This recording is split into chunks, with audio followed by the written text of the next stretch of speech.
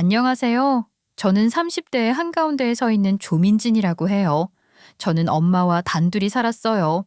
제 기억 속에 아버지는 없는 사람이었죠. 흔히 말하는 평범한 가정의 모습은 아니었지만 엄마 덕분에 저는 잘 자랐어요. 엄마에게 든든한 친정이 있는 것도 아니었지만 그래도 어린 시절 저는 큰 고생을 한 기억은 없어요. 엄마는 백화점에서 신발 매장을 운영하셨는데 늘 손님을 상대하는 일이 익숙해서인지 언제 어디서나 부침성이 좋고 야무지다는 소리를 듣는 분이셨어요. 아침이면 늘 분주하게 출근 준비를 하셨는데 거울 앞에서 화장을 하고 머리를 매만지던 엄마의 모습은 늘 예쁘고 근사했던 것 같아요. 그 바쁜 와중에도 제 아침을 챙기고 학교 다녀오면 먹을 간식까지 미리 다 챙겨놓고 출근하시던 엄마.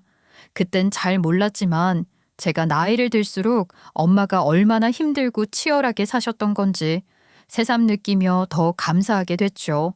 엄마가 돈을 벌었고 또 엄마와 저 둘이서 살 작은 집도 하나 있었으니 그리 풍족했다고 할 수는 없어도 그렇다고 궁색하지는 않았어요.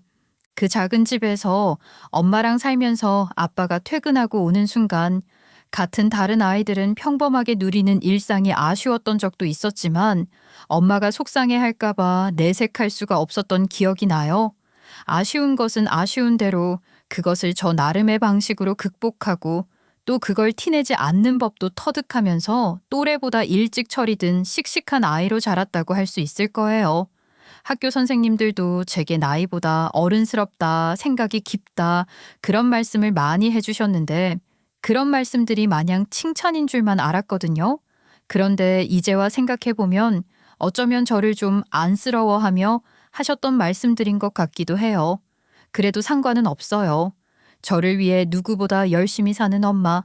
저는 그런 엄마를 실망시키고 싶지 않았고 엄마가 슬픈 것도 보고 싶지 않았어요.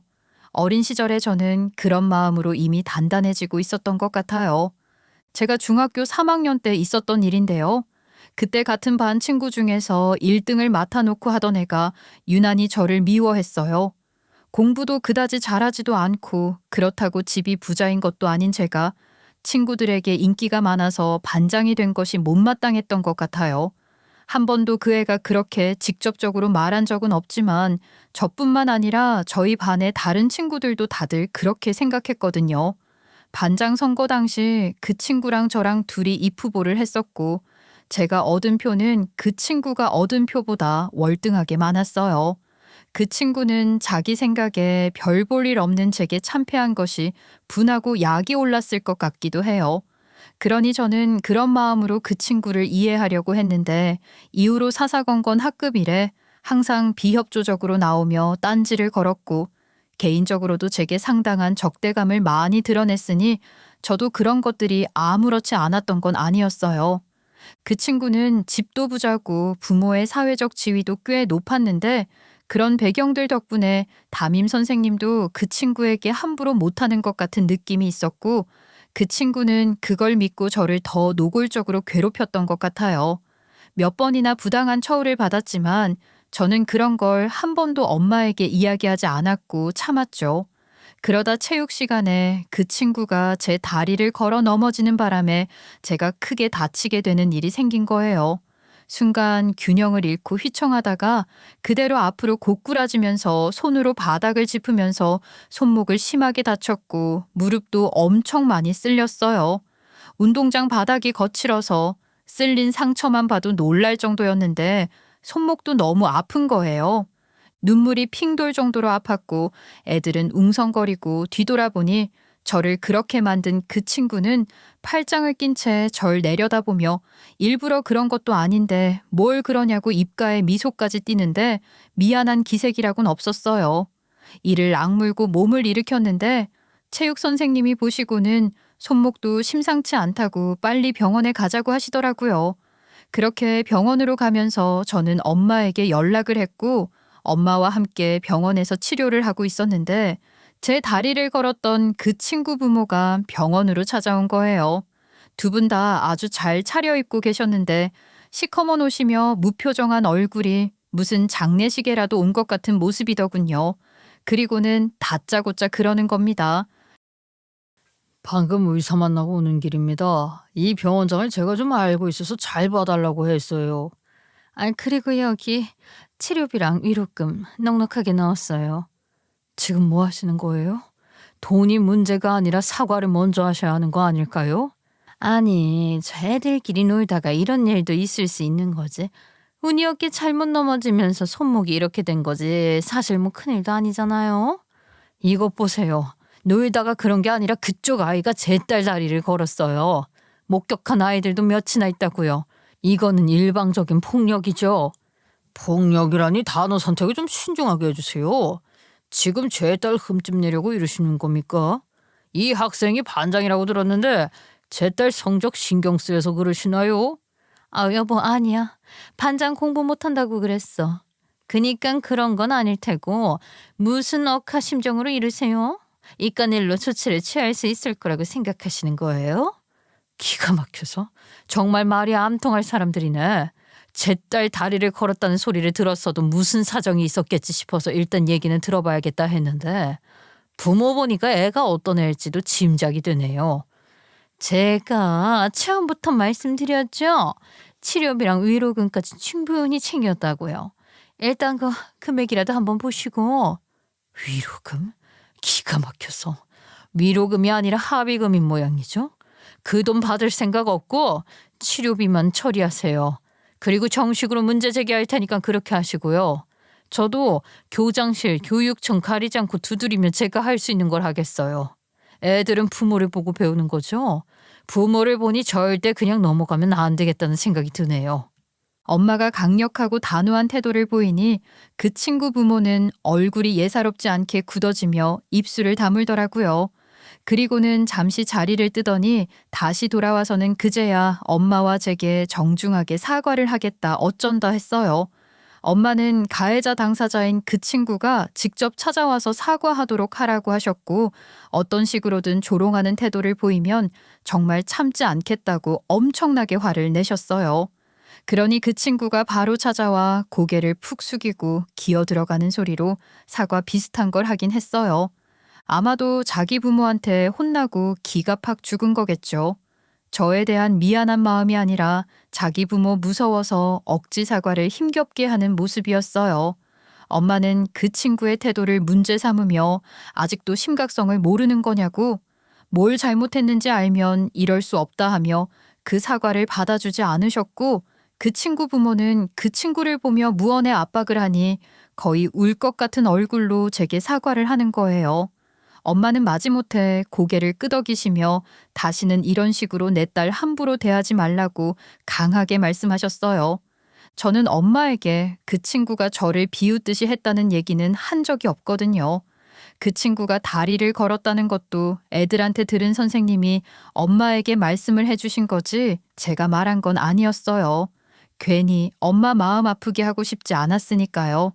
그런데 엄마는 제가 말하지 않은 것들까지도 다 미루어 짐작해서 알고 계시더라고요. 엄마는 왜 그동안 말하지 않았냐고 하시면서 너무 속 깊게 굴면 엄마가 서운하다 하시며 우셨어요.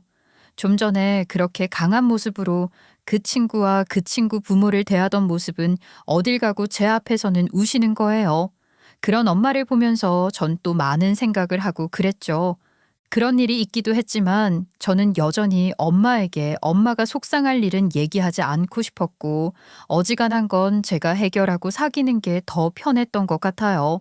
성적이 아주 좋지는 않았지만 교우 관계가 좋아 반장도 여러 번 하면서 나름대로 의미 있는 학창 시절을 잘 보냈던 저는 제 성적에 맞는 평범한 대학을 나와 평범한 회사원이 됐어요. 그 사이 엄마는 새로 생긴 백화점으로 매장을 한번 옮기긴 했지만 여전히 백화점에서 신발 매장을 운영하고 계셨답니다. 엄마 매장은 본사 직영은 아니고 대리점 형식으로 직원 채용도 엄마 재량으로 하는 곳이었어요. 책임감 있고 성실한 직원을 뽑아야 한다는 건 엄마의 끊임없는 숙제였던 것 같아요. 요즘은 그런 직원 만나기가 너무 어렵다고 푸념을 많이 하셨거든요. 누구보다 직원 채용에 진심이신 엄마였는데 그런 엄마가 특히 자주 이야기하는 직원이 한 명 있었어요.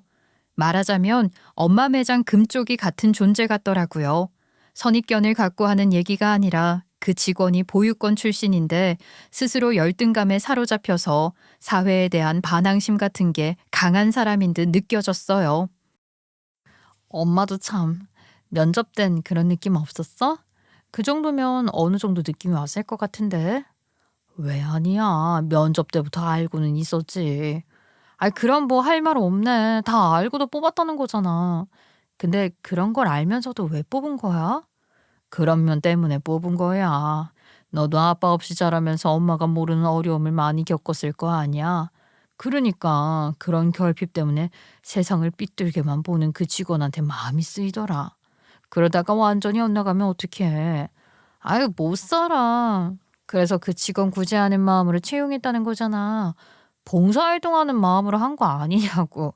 그래놓고 지금 그 직원 때문에 속 끓이는 거예요? 아니, 참 우리 엄마답다. 너한테나 이렇게 하소연 좀 하는 거지 뭐.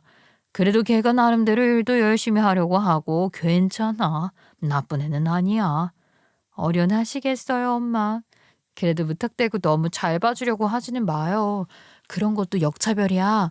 아니, 누가 나 아빠 없는 것 때문에 나한테 잘해주려고 하면 난 싫을 것 같아. 그래? 듣고 보니까 그럴 수도 있겠네. 그래, 그거는 엄마도 생각을 많이 해봐야겠다. 엄마는 제 생각이 나서 그 직원에게 더 마음이 쓰인다고 하셨는데 아빠 없이 자랐던 저도 저지만 아빠 없이 혼자 저를 키우면서 엄마도 얼마나 힘드셨을까요?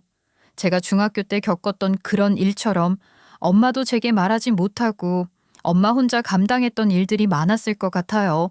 그런저런 복합적인 마음으로 엄마가 그 직원한테 남다른 애정을 갖고 있는 건 분명했어요. 때로는 엄하게, 때로는 사랑으로 엄마는 그 직원을 대했고 저는 엄마를 통해 그 직원에 대해서 자주 들었죠. 그러던 어느 날 엄마가 직원 회식을 하고 대리 운전을 해서 오신다기에 마침 일찍 퇴근하고 집에 있던 제가 엄마 대리 기사를 자처하며 엄마를 모시러 갔다가 그 직원도 처음 보게 된 거예요. 엄마에게 들은 배경 지식이 없었더라면 귀하게 자란 괜찮은 집 자식인 줄 알았을 거예요. 그런 생각이 들 정도로 귀티가 나는 겉모습에 우선 놀랐어요. 게다가 몇 마디 나눠보니 생각했던 것보다 훨씬 멀쩡하더라고요. 철딱선이 없고 다소 불량한 사람일 거라 생각했는데 너무 정상적이고 솔직히 말하면 좀 멋있기까지 했어요. 엄청 의외였지 뭐예요. 엄마와 함께 집으로 오면서 당연히 그 직원 이야기를 하게 된 거죠.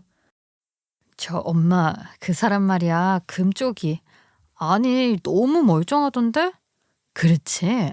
그러니까 내가 더 안타깝고 아까운 마음이 드는 거야. 아, 그렇게 멀쩡한 애가 더 좋은 마음으로 살았으면 하는 거지.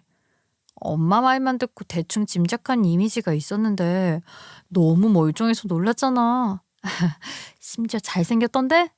그치? 잘났지? 솔직히 우리 매장에도 그 직원 때문에 오는 손님들도 덜어 있어. 내 눈에는 빤히 다 보이더라. 그럴만해. 그냥 길거리에서 봤어도 눈에 띈다 싶었을 것 같아. 귀티가 나더라니까. 전혀 고생을 했다거나 사회에 반감 있는 사람처럼은 안 보여. 온실 속 화초처럼 좀 자란 귀공자 스타일이야. 그러니 그 잠재력을 아무렇게나 쓰면 얼마나 아쉬운 일이니. 더 좋은 사람이 되길 바라는 마음으로 내가 데리고 있을 때만이라도 애정으로 잘 대하려고 하는 거야. 어디 이상한 데 안 가고 우리 매장에서 오래오래 일했으면 좋겠어. 여자 손님들 매상도 꾸준히 올려주고 말이야. 그치?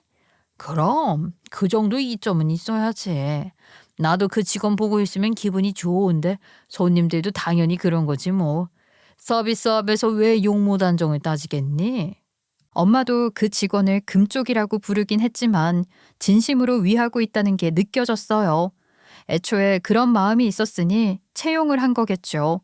마음에 들지 않았다면 아무리 안타까운 마음이 들더라도 직원으로 채용을 하진 않았을 거예요. 그렇게 그 직원을 한번 보고 나니 저도 계속 신경이 쓰이더라고요. 사실 제가 엄마 매장으로 찾아가는 일이 거의 없었거든요. 그러니까 그 전까지 그 직원을 본 적이 한 번도 없었던 거죠. 근데 이후로는 폐점 시간 맞춰서 백화점에 자주 갔어요. 엄마 차 얻어 타고 엄마랑 같이 귀가하고 싶다는 핑계를 들면서 말이에요. 사실 그게 말이 안 되는 게 버스 타기 싫고 엄마 차 얻어 타겠다면서 저희 회사에서 엄마 백화점까지 버스 타고 갔다는 거 아닙니까? 그런 억지 핑계를 만들어서라도 그 직원을 보러 가고 싶었던 거예요. 그렇게 자주 만나다 보니 그 직원도 저를 누나라고 부르면서 좀 편하게 생각하고 관심을 보이는 것 같았고, 저는 그때를 놓치지 않고 더 적극적으로 어필해서 드디어 데이트 신청을 받아냈어요. 사실 원래 제 성격이라면 제가 먼저 데이트 신청을 하고도 남았을 텐데 그 직원이 저보다 3살 연하거든요. 그래서 그런지 제가 먼저 데이트 신청을 하기가 좀 망설여졌던 것 같아요. 나이도 많은 여자가 왜 저러나 하면 어떡해요. 게다가 점주 딸이 그러는 걸 곤란하게 여길 수도 있잖아요. 그래서 선뜻 나서기가 좀 그랬는데 아무리 기다려도 데이트 신청을 안 하길래 여차하면 제가 데이트 신청을 해야겠다고 마음먹었을 무렵 드디어 데이트 신청을 받아냈던 거예요. 얼마나 좋았는지 몰라요. 데이트 신청이라고 해봐야 대단한 건 아니고 그냥 가볍게 커피 한 잔 마시자고 한 것이 전부였지만 그래도 정말 반갑고 좋았어요. 최대한 덤덤한 척하면서 그러자고 했지만 뒤돌아서는 순간 제 입은 아주 찢어져서 귀에 걸렸거든요. 늘 백화점 매장에서만 보다가 밖에서 보니 또 완전히 새로웠던 것 같아요. 청바지 입은 걸 한 번도 보지 못했는데 청바지에 캐주얼한 티셔츠를 입은 걸 보니 한층 더 자유로워 보이기도 했죠. 반듯한 이목구비에 귀공자 같은 스타일이라고 생각했는데 옷을 편하게 입으니까 거기에 약간 거친 분위기까지 더해지면서 훨씬 더 매력적이었어요. 일찍 왔네. 나도 좀 일찍 온 건데. 에이, 누나랑 첫 데이트 하는 건데 내가 더 일찍 와야죠. 누나 뭐 마실래요?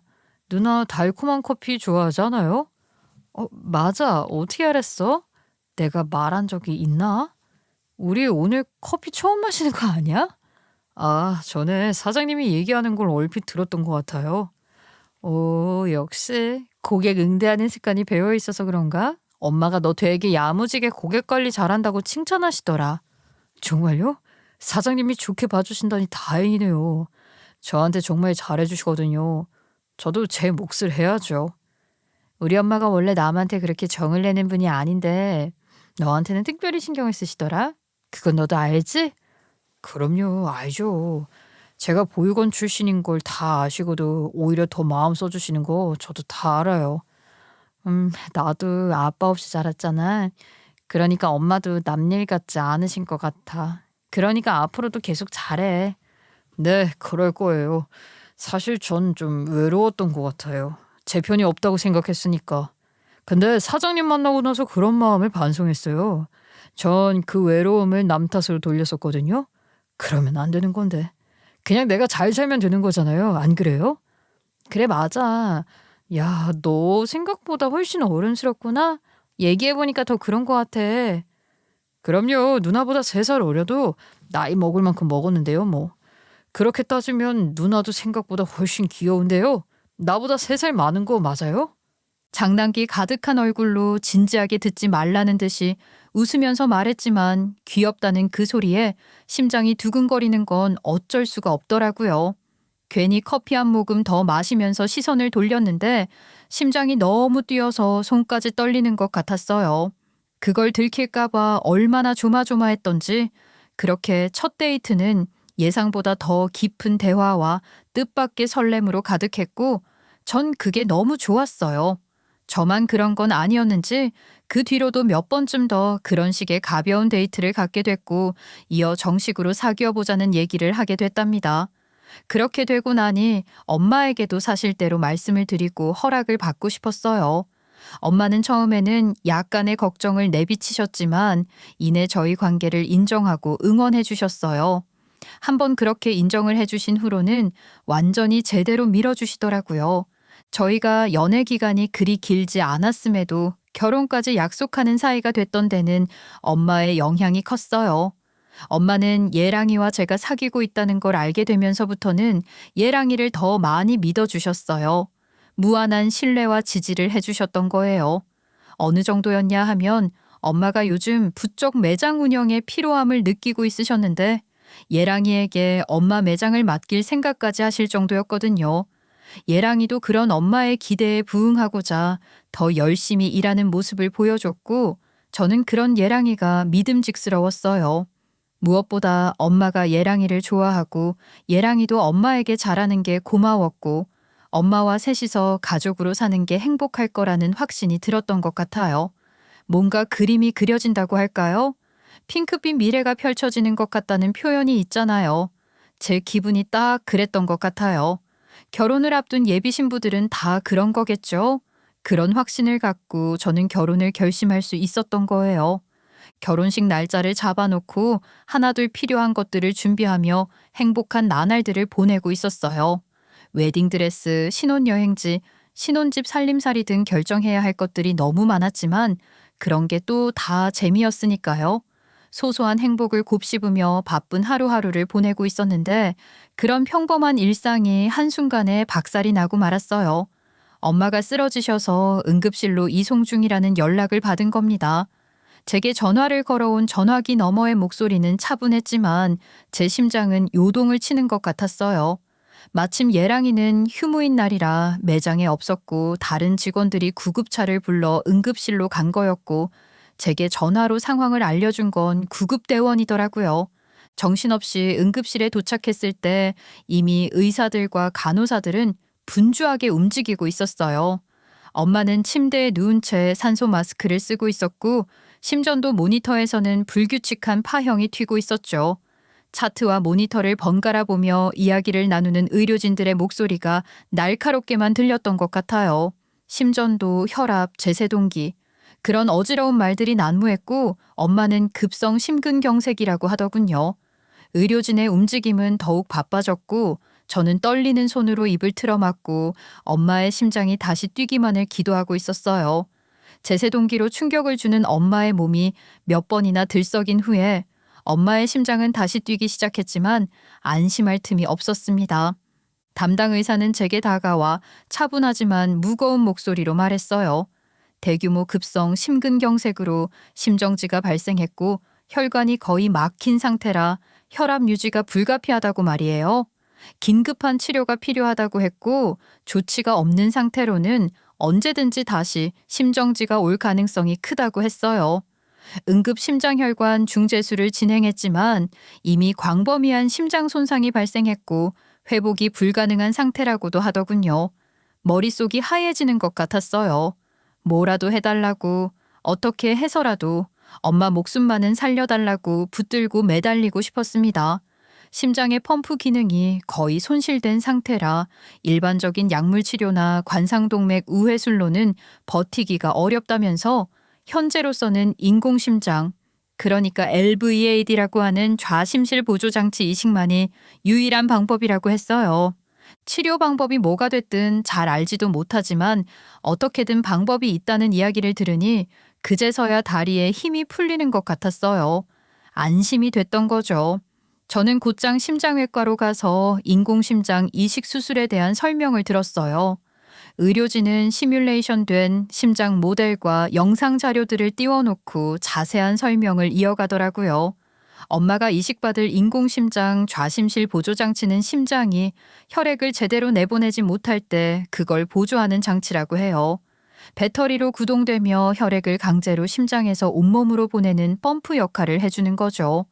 그런 기계를 엄마가 평생 달고 살아야 한다는 게 무서웠지만 현재로서는 다른 방법이 없다니까요. 심장 이식을 받는 것이 최선이지만 현실적으로 공여자가 나타날 때까지 기다리는 건 불가능하다고 했어요. 이미 대기자가 너무 많은 데다 공여 심장은 이식 가능 여부와 면역 거부 반응 검사 등 복잡한 수술이니 대기 시간이 얼마나 더 길어질지 모른다는 거죠. 결국 지금으로서는 인공심장을 이식해 생명을 유지하는 것이 현실적인 선택이라고 하셨고 저는 무조건 살려만 달라고 했습니다. 엄마를 살릴 방법이 있다니 우선 한시름은 놓았는데 치료비가 만만치가 않더라고요. 의료진도 기본적인 설명이 끝나고 바로 비용 얘기를 해주는 거예요. 최근 인공심장 이식은 보험 적용 범위가 넓어지면서 본인 부담금이 1,000만 원 이하로 낮아지기도 했는데 환자분의 경우는 조금 달라요. 네? 어떻게 다른 거죠? 엄마 상황이 많이 어려운 상황인가요? 혹시 수술이 잘못될 수도 있어요? 그런 건 아닙니다. 수술에는 문제가 없어요. 다만 연세도 있으신 편이고 환자분 상태가 인공심장 이식 후에도 여러 추가적인 장치나 수술이 필요한 상태입니다. 네, 그런 건 얼마든지 상관없어요. 엄마 살릴 수만 있다면 뭐든지 다 해야죠. 그런 치료들이 비급여 치료가 많아서 치료 비용이 많이 높아질 겁니다. 전체 치료 비용으로 한 1억 원 이상을 생각하셔야 할 거예요. 1억이요? 1억. 네, 알겠습니다. 그럼 지금 당장 수술부터 하는 건가요? 1억이라니 너무 큰 돈이라 1억이라는 소리만으로도 숨이 턱 막히는 것 같았지만 지금 돈이 문제겠어요. 엄마부터 살리고 봐야죠. 떨리는 손으로 수술 동의서에 서명을 하는데 펜 끝이 종이를 긁는 소리가 귀에 박혔습니다. 현실적으로 어마어마한 치료비가 든다는 걱정을 뒤로하고 저는 한순간도 고민하지 않고 서명을 했어요. 저는 그렇게 결혼 앞둔 행복한 예비 신부에서 엄마의 보호자가 되어 병원을 떠날 수가 없었어요. 바로 휴직을 했고 엄마 곁을 계속 지켰어요. 수술 후 사흘째에 의식을 회복한 엄마를 살렸다는 생각에 눈물이 얼마나 나던지요. 수술 직후에는 기관 삽관 튜브와 인공호흡기를 유지하고 있어서 그야말로 중환자였고 엄마가 깨어나기만을 애타게 바라고 있었는데 의식을 회복하고 호흡과 혈압이 안정되면서 일반 병실로 옮길 수 있게 된 게 너무 감사했어요. 목이 붓고 쇠약해져 있어서 아주 작은 목소리로 속삭이는 수준으로밖에 말을 할 수 없었지만 엄마와 간단한 대화를 나눌 수 있다는 것도 너무나 행복했습니다. 민진아, 엄마 괜찮은 거래? 많이 놀랐지? 엄마 괜찮아. 엄마 아무 문제 없대. 수술도 너무 잘 됐고 앞으로도 병원에서 하라는 대로만 하면 된다니까 걱정 마요. 미안해. 엄마가 우리 민진이 지켜줘야 하는데. 엄마 무슨 소리야. 엄마가 내 옆에 있어주기만 하면 돼요. 근데 병원비가 많이 들 텐데. 엄마 매장부터 일단 내놓으면 엄마는 그런 걱정 안 해도 돼. 내가 알아서 해. 우선 신혼집 계약하려던 걸로. 네 결혼 자금을 엄마가 쓸 수는 없어. 엄마 매장 정리해서. 엄마 지금 내 결혼이 문제야? 엄마 건강이 무엇보다도 중요하잖아. 그니까 힘들게 자꾸 말하지 말고 일단 한숨 주무세요. 안정을 취해야 한댔어. 엄마한테 큰 소리를 치긴 했지만 사실 걱정은 걱정이었어요. 결혼 준비에 쏟아 부으려던 돈을 몽땅 다 끌어와도 감당하기 힘든 게 사실이었거든요. 1억이라는 돈이 큰 돈이잖아요. 그런저런 생각을 하다가 예랑이 생각이 나더라고요.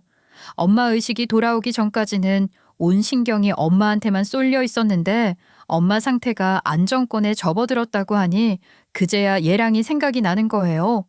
엄마가 쓰러지고 수술을 받으셔야 하는 급박한 상황이었던 그날, 휴무였던 예랑이와는 연락이 잘 되지 않았고 이후로는 엄마가 없는 매장을 대신 지키며 바쁘다고 했어요. 그렇지만 아무리 그래도 그렇지 어떻게 병원에 한번 와보지도 않을 수가 있나 싶은 생각에 서운함이 몰려왔죠. 그래서 잠깐 병실에서 나와 예랑이에게 전화를 해 서운함을 토로할까 하던 중 마침 예랑이가 병원에 찾아온 거예요. 좀 늦긴 했지만 어차피 저도 정신이 없기도 했으니 이제라도 찾아왔으니 됐다 싶었는데 예랑이는 싸늘한 태도로 저를 바라보며 믿을 수 없는 이야기를 했어요. 이제 온 거야? 다른 직원들도 다 다녀갔는데 너무했어. 엄마가 의식 차리자마자 자기 찾으셨단 말이야. 나라도 매장을 지켜야 할 거 아니야. 얼마나 바빴는지 알아? 그리고 어차피 의식도 없으셨다며.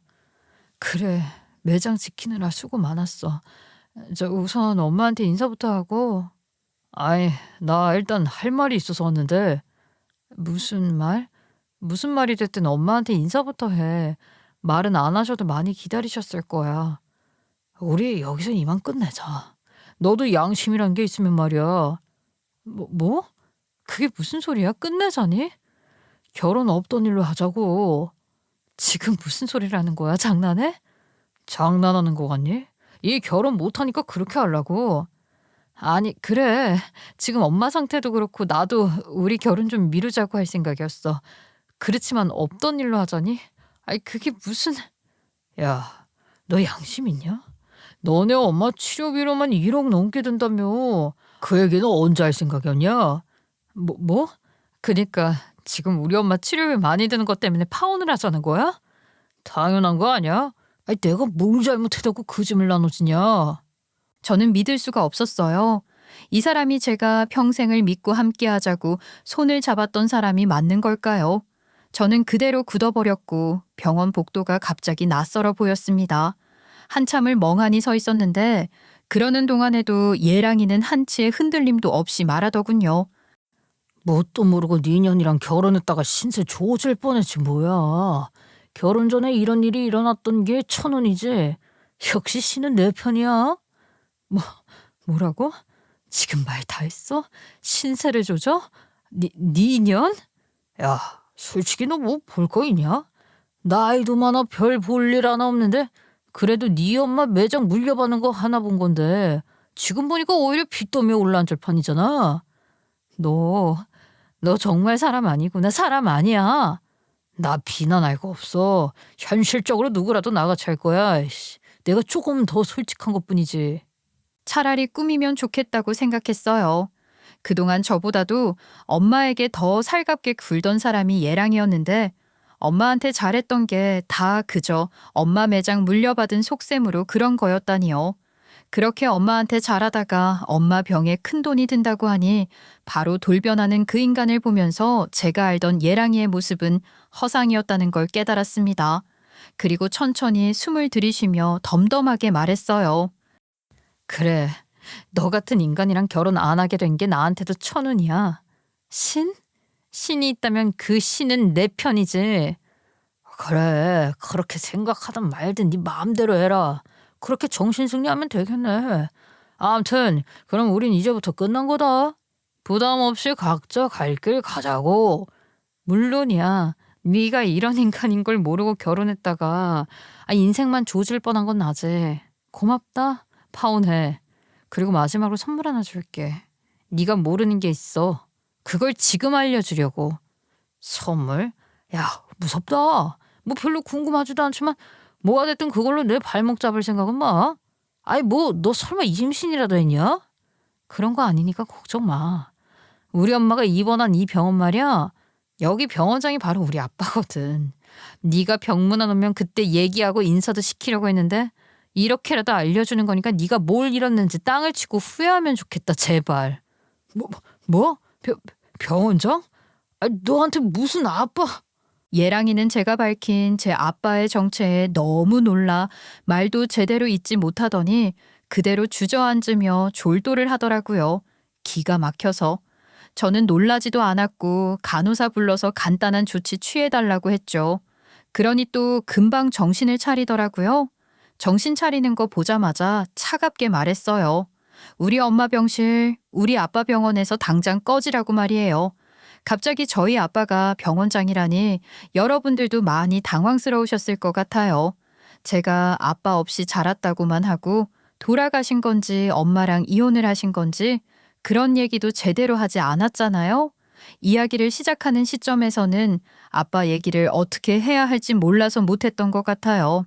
이제 아빠 얘기를 제대로 할 수 있게 됐고 해야 하는 시점이니 말씀을 드릴게요. 엄마랑 아빠는 제가 아주 어릴 때 이혼을 하셨고 이후 저는 아빠와 전혀 교류 없이 살았어요. 엄마도 제게 아빠에 대해서는 전혀 아무런 이야기도 해주지 않으셨으니 저는 아빠에 대해 아는 것이 전혀 없었어요. 그런 제가 아빠에 대해 알게 된 건 취직하고 얼마 지나지 않았던 무렵이었어요. 아빠가 저를 만나고 싶다고 찾아오신 거였거든요. 아빠의 아버지, 그러니까 제게는 할아버지가 되시는 분도 아빠처럼 의사셨대요. 그런데 의사로서의 사명감보다는 사업가적 기질이 강한 분이셨는지 무리하게 병원을 서너 군데 확장해서 운영하시다가 그게 잘못되는 바람에 다 말아먹고 큰 빚을 지게 되셨다고 해요. 당시 아빠도 의사로 한창 일을 시작한 시기였는데 빚쟁이들이 그 빚을 아빠한테 갚으라고 저희 집까지 쳐들어와 위협을 하고 그랬다는 겁니다. 요즘은 불법 추심에 대한 법들도 잘 되어 있고 사회적 인식도 어느 정도는 잡힌 것 같지만 그 시절만 해도 그러지 않았던 것 같아요. 빚쟁이들은 할아버지의 빚을 갚으라며 돈을 내놓지 않으면 무슨 짓을 할지도 모른다고 어린 저를 두고 험한 소리까지 했다고 하더라고요. 그런 끔찍한 소리까지 하니 할머니가 앞장서 나서서 엄마에게 저를 데리고 떠나라고 하셨다는 겁니다. 아빠한테까지 전가된 할아버지의 빚으로부터 자유로워지고 또 어떤 위협도 없이 저를 키우려면 그 방법밖에 없다고 생각하셨던 것 같아요. 그러니 아빠도 엄마를 붙잡을 수 없었고 엄마도 저를 위해 떠나기로 하셨다는 거죠. 그렇지만 엄마는 아빠와 헤어지기 싫으셨던 것 같아요. 당시 할머니가 뭐라고 하셨어도 아빠가 엄마를 잡아주고 지켜주길 바라는 마음이었는데 그렇게 우리를 떠나보낸 아빠를 원망하는 마음이 있으셨던 거예요. 차라리 같이 떠나기를 바라는 마음이셨을 텐데 당시 충격을 받은 할아버지 건강이 몹시 안 좋은 상태셨기에 아빠는 그런 조부모를 외면할 수도 없었던 건데 엄마 입장에서는 그런 아빠가 우유부단하고 무책임해 보였던 것 같아요. 하여간 그렇게 두 분은 이혼하셨고 이후 아빠가 할아버지의 빚을 나눠서 갚기도 하는 등 사정이 좀 나아지면서 아빠가 양육비라도 꼬박꼬박 보내겠다고 했는데 엄마는 이혼할 때 받은 돈이면 충분하다며 그것조차 거부했고 아빠를 더 이상 보고 싶어 하지 않았대요. 아빠는 그때라도 다시 엄마와 저와 함께하는 삶을 생각했을 텐데 너무 늦어버렸던 거죠. 상황이 그렇게 되니 할머니는 아빠에게 재혼을 하라고 강요하기 시작하셨고 아빠도 그런 할머니 등살을 이기지 못하고 재혼을 하긴 하셨더라고요. 이미 정신적으로 지친 아빠도 많은 것을 포기하고 내려놓은 상태로 자포자기하듯 그렇게 하셨던 것 같은데 재혼 후에도 아빠는 엄마와 저를 그리워하셨는지 결혼 생활을 잘하지는 못하신 것 같아요. 자식도 더 낳지 않으셨고 결국 이혼하셨다고 하셨으니까요. 이후로 할아버지의 빚을 다 갚고 나신 후에야 비로소 저를 만나고 싶다고 연락을 해오셨던 겁니다. 그땐 이미 저도 성인이 된 상태였으니 받아들일 수 있지 않을까 생각하셨던 것 같아요. 엄마도 그땐 제가 아빠를 만나는 것을 막지는 않으셨지만 엄마가 직접 아빠를 대면하고 싶지는 않다고 하셨어요. 이미 오래전 엄마는 아빠와의 관계를 정리했고 홀로 서기 위해 최선을 다했으며 또 그렇게 잘 살아왔으니까 이제와 다시 아빠와 어떤 관계를 시작하고 싶지는 않다는 거였어요. 그러나 아빠가 제 아빠로서의 책임을 다하고 싶어 하니 만날 자격은 있다고 인정하셨고 제가 원한다면 언제든지 아빠를 자유롭게 만나도 좋다고 허락해 주신 거예요. 저는 그런 엄마의 마음도 또 그때라도 저를 만나고 싶어 한 아빠의 마음도 모두 알 것 같았습니다. 그래서 그때부터 아빠와 꾸준히 연락하고 가끔 만나 함께 시간을 보내기도 하면서 그렇게 지내고 있었던 겁니다. 그렇지만 아빠를 만나는 게 엄마에게는 늘 눈치가 보였고 가급적 엄마 앞에서는 아빠 얘기를 안 하려고 했어요. 엄마도 그러길 바랐으니 자연히 아빠 얘기는 금기시되는 이야기였던 거죠. 예랑이와 연애하는 동안 또 결혼 이야기까지 나오게 된 시점에서는 저도 예랑이에게 얼른 아빠의 존재를 밝히고 아빠에게도 예랑이를 소개하고 싶은 마음이 많았는데 엄마 때문에 자꾸 미뤘던 것 같아요. 아무래도 예랑이가 엄마와 가깝게 지내며 거의 하루 종일 매장에서 함께 있는 사이였잖아요. 그러니 저도 모르게 마음이 좀 불편해서 자꾸만 미루게 됐던 건데 그래도 조만간 정식으로 예랑이를 아빠에게 인사시키는 자리를 만들려고 하던 때 엄마가 쓰러지고 일이 이렇게 된 거거든요. 좀 정신이 없긴 하지만 예랑이가 병문안을 오면 더 미루지 말고 인사를 시켜야겠다고 생각하고 있었는데 그 인간이 제게 이렇게 민낯을 드러내준 겁니다. 결국 저희 엄마 매장 하나 보고 그 조건으로 저와 결혼할 생각을 했던 인간이니 아빠가 병원장식이나 되는 사람이라는 걸 알면 얼마나 속이 쓰리겠어요? 마지막으로 그 꼴 보고 싶어서 일부러 말을 한 거예요. 졸도까지 할 줄은 몰랐지만 어쨌든 통쾌하긴 했어요. 정신을 차린 예랑이는 다시 한번 제게 확인을 하더니 정신이 더 번쩍 들었는지 또 한 번 돌변해 제게 매달리기 시작하더군요. 자기야, 나랑 얘기 좀 해. 내가 미처 다 못한 말이 있어. 무슨 말? 파혼하자는 사람이 무슨 할 말이 더 있다는 거야. 난 더 들을 말 없어. 그러지 말고. 잠깐만. 자기야, 은수야, 누나. 기가 막혀서? 왜 우리 아빠가 병원장이라고 하니까 또 솔깃하지? 아주 누나 하면서 어떻게 잘 구슬리면 내가 받아줄 것 같아? 쿵깨 해. 그게 아예 오해가 좀 있었던 것 같아. 그니까 그게 말이야. 오해? 진짜 어이없네. 대체 뭔 오해가 있었다는 거야? 난 너무나 명백하게 이해했는데? 누나가 오해했다는 게 아니라, 그러니까 내가 너무 충격을 받고 걱정스러운 마음에 말이 좀 과격하게 나왔던 거야. 무슨 말인지 알아? 그니까 걱정스러운 마음? 야, 말에 갖다 붙이려면 좀 그럴듯하게 갖다 붙여라. 넌 순간적으로 그렇게 말한 것도 아니야. 병원 다녀간 다른 직원들한테 병원비 1억 원 소리 듣고 몇 날 며칠 생각한 거 아니야.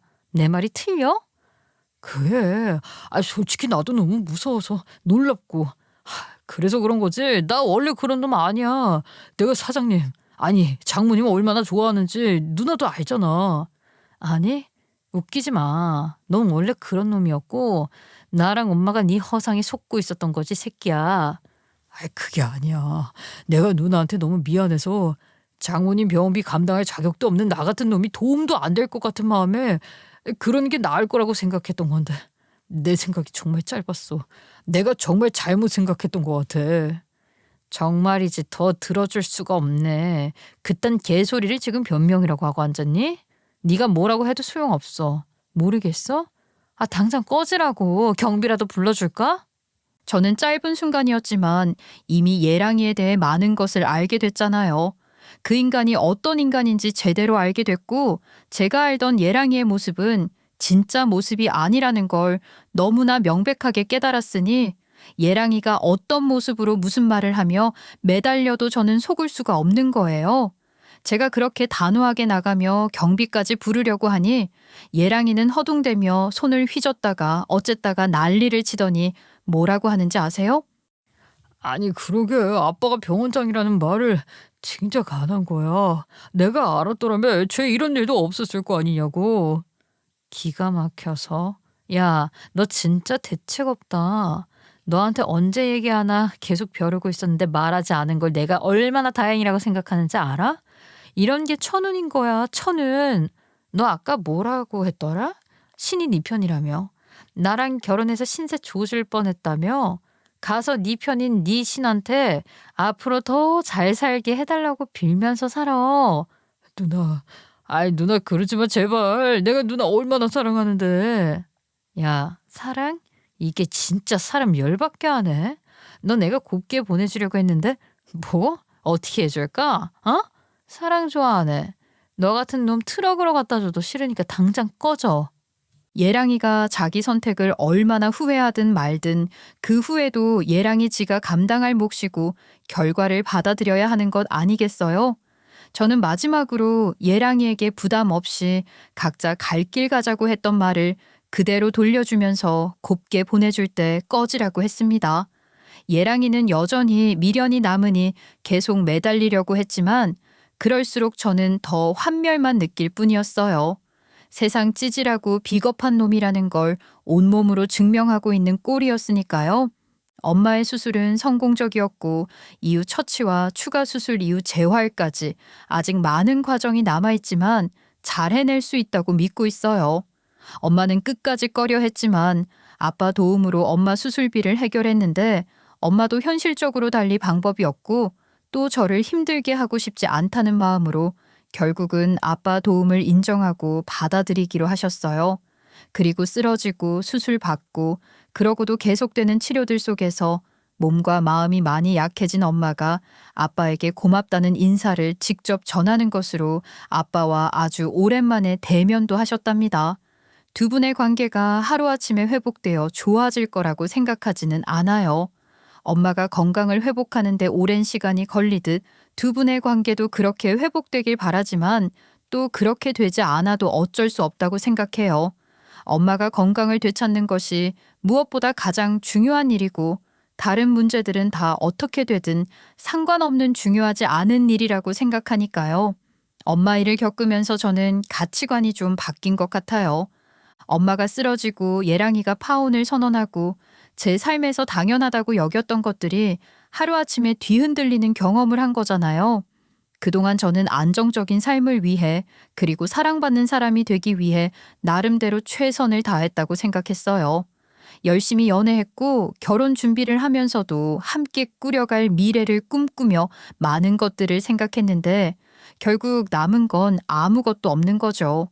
저는 너무 많은 것들을 당연한 거라고 생각하며 믿고 살았던 것 같아요. 결혼을 약속했던 사람은 가장 힘든 순간에 저를 떠났고 그 사람의 밑바닥 본성을 보게 된 순간 저는 분노 이상의 허탈함을 느꼈어요. 사랑이란 이름 아래 함께 나눌 수 있는 게 기쁨과 안정뿐이라면 그런 관계는 너무도 더덥고 불완전한 것이겠죠. 사랑한다고 말하면서도 짐이 될 것 같으면 한순간에 등을 돌릴 수 있는 관계가 무슨 의미가 있을까요? 그런 사람과 결혼을 준비하고 있었다는 사실이 소름이 끼칠 정도로 무섭기도 했어요. 결혼 전에 알게 돼서 더 큰 불행을 피했으니 정말 다행이라고 생각합니다. 그러나 그보다 더 큰 깨달음을 얻은 거예요. 평생을 함께 해야 할 가치는 책임일지도 모르겠다고 말이에요. 아직 투병 중인 엄마를 볼 때마다 저는 정말 중요한 게 무엇인지 명확하게 느끼곤 해요. 엄마가 제 곁에서 숨 쉬고 눈을 뜨고 저를 부를 수 있는 게 너무 좋아요. 그 외의 것들은 다 사소하게 느껴집니다. 지금 제게는 엄마와 함께라는 것이 제 삶 전부인 것 같아요. 아빠와도 전처럼 잘 지내고 있고요. 가족이라는 게 핏줄로만 이루어지는 게 아니라는 것을 잘 알고 있어요. 세상에는 완벽한 가족이란 게 존재하지 않는다는 생각도 어렴풋이 하고 있는 것 같아요. 그러나 부족하고 상처받은 관계 속에서도 우리가 서로를 지키려 하고 책임지려 하는 그 마음만큼은 진짜라고 생각해요. 저는 이제야 진짜 어른이 된 것 같다고 느낀답니다. 회사에서 인정받으려고 애썼고 좋은 사람 만나 결혼하고 남들 보기에도 썩 괜찮은 안정적인 가정을 꾸리고 평범하면서도 행복한 삶을 살고 싶었는데 그게 정말 행복한 삶이었을까요? 그보다 더 중요한 것은 제가 끝까지 지킬 수 있는 사람과 함께하는 것이 더 중요하고 행복한 거라는 걸 알 것 같아요. 파혼으로 인한 상처는 없어요. 오히려 홀가분해요. 세상을 살아가면서 돈, 사랑, 명예, 중요하게 추구하는 가치들이 많겠지만 무엇보다 중요한 건 끝까지 책임질 수 있는 사람을 지키는 것, 그리고 저 자신을 끝까지 지키는 거라고 생각합니다. 저는 이제 조금은 단단해진 저 자신을 느끼고 있어요. 어지간한 일에는 흔들리지 않을 자신 같은 것도 생겼죠. 제가 지켜야 할 것이 무엇인지, 제가 살아가는 이유가 무엇인지 분명히 알게 된 것 같아요. 엄마가 건강을 되찾고 평범한 일상으로 돌아가면 이런 결심들이 조금씩 희석되고 희미해질 수도 있겠지만 잊지 않으려고 노력할 거예요. 그런 마음을 다지기 위해 이 글을 쓴 것 같기도 하답니다. 저는 곧 복직을 앞두고 있어요. 그 정도로 엄마 상태는 호전됐고 저는 또 제 위치에서 제가 할 일을 해야죠. 엄마가 쓰러지고 파혼을 하며 힘든 시간을 보냈지만 배운 것도 많잖아요. 그런 만큼 앞으로의 제 삶이 더 기대되는 것 같아요. 사람 보는 안목이랄까 그런 것도 조금 더 생기지 않았을까 싶어요. 꼭 남자를 보는 안목을 말하는 건 아니에요. 쓰레기 같았던 예랑이를 만났던 것을 계기로 저는 저 스스로 더 좋은 사람이 되어야겠다고 생각하게 됐고 그런 마음으로 열심히 살 거예요. 여러분 응원해 주실 거죠? 길었던 제 이야기를 이렇게 마치려고 합니다. 이야기를 처음 시작할 때만 해도 그 인간에 대한 분노, 혐오, 그런 부정적인 마음들이 많이 있었던 것 같아요. 그런 마음을 다 쏟아내고 개운해지고 싶었는데 정말 그렇게 된 거 있죠? 이게 다 제 이야기를 들어주신 여러분들 덕분이라고 생각해요. 제게 여러분들의 목소리가 들리지는 않았지만 이야기를 풀어나가는 동안 누군가 제 이야기를 들어주고 있다는 건 큰 위안이 됐던 것 같아요. 일기장이랑은 다른 뭔가가 있어요. 제 마음을 이렇게 털어놓을 수 있게 해주셔서 정말 감사합니다. 이 마음으로 잘 살게요. 감사합니다.